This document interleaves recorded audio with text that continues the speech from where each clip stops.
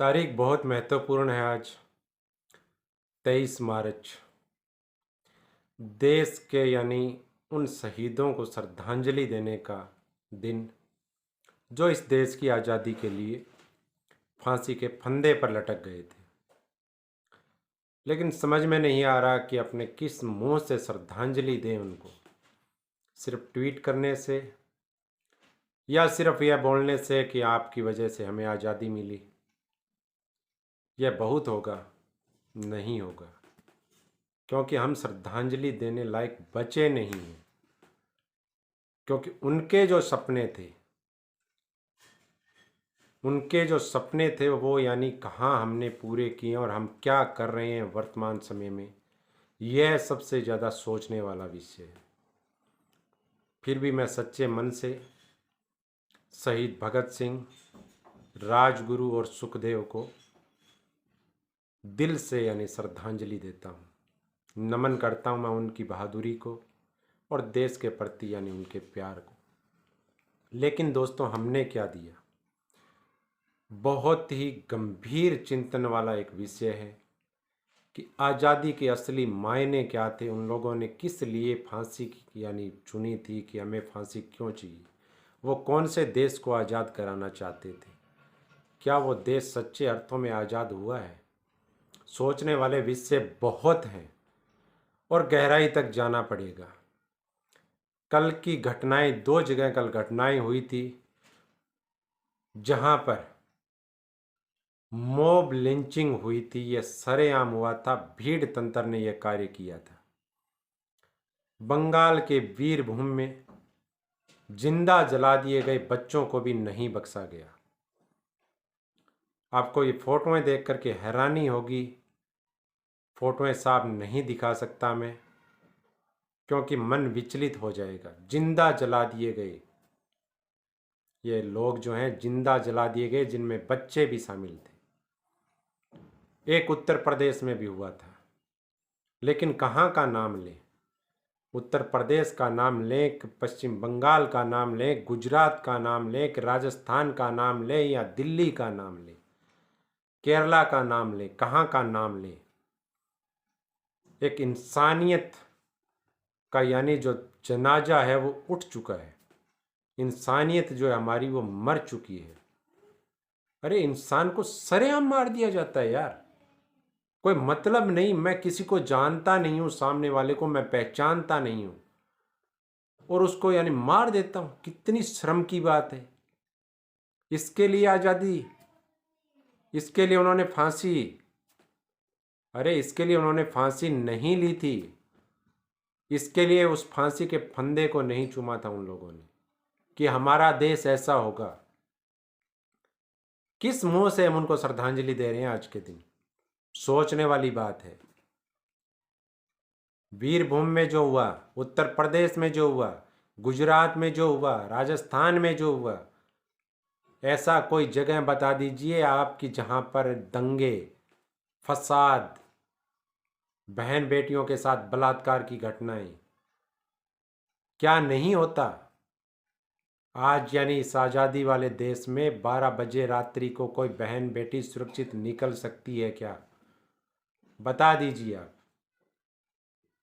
किस मुंह से श्रद्धांजलि दें हम?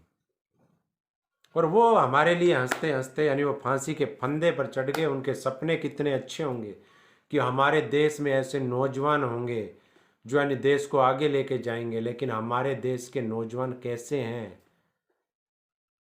छोटी छोटी बात पर दंगे हो जाते हैं इस देश में।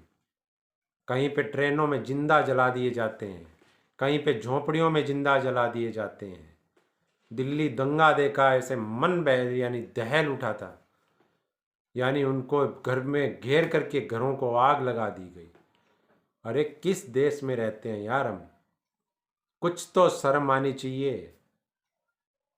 किस सभ्य समाज की बात करते हैं हम? किस शिक्षित समाज की बात करते हैं हम? दोस्तों, घटनाएं बहुत है। अब कोई ये कह देगा कि हम उस सरकार को दोष दे दें। उत्तर प्रदेश की बात आएगी तो हम कह देंगे योगी जी को दोष दे दो। मध्य प्रदेश की बात आएगी तो कह देंगे शिवराज सिंह जी को दोष दे दो। राजस्थान की बात आएगी कि अशोक गहलोत दोषी है। पश्चिम बंगाल में ममता बनर्जी दोषी है। दिल्ली में जो केजरीवाल दोषी है, अरे किसको दोष दोगे आप? किस पार्टी को दोगे आप? दोष हम लोगों का है। इंसानियत हमारी मर चुकी है। कोई पार्टी जिम्मेदार नहीं है और ना ही कोई सरकार जिम्मेदार है।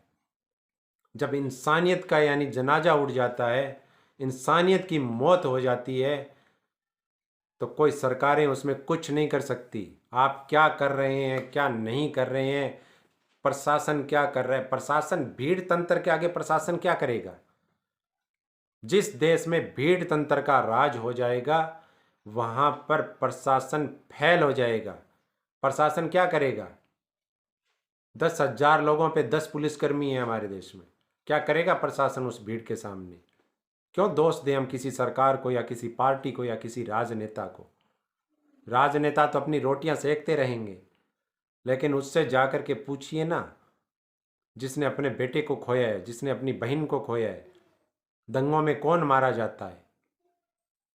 शहीद भगत सिंह, राजगुरु और सुखदेव ने इस देश के लिए, मैं कहता हूँ आज अगर वो उनकी आत्मा रो रही होगी और वो सोच रहे होंगे कि हमने इस देश को आज़ादी क्यों दिलाई थी, हमने क्या मायने थे इस आज़ादी के, आज उनकी आत्मा जरूर रो रही होगी। वो नहीं चाहते थे, वो ये अगर आज की वर्तमान परिस्थितियों में अगर हमारे हालात देख लें तो वो ये जरूर सोचते होंगे कि हमने सबसे बड़ा गुनाह किया था इस देश को आज़ाद करा के।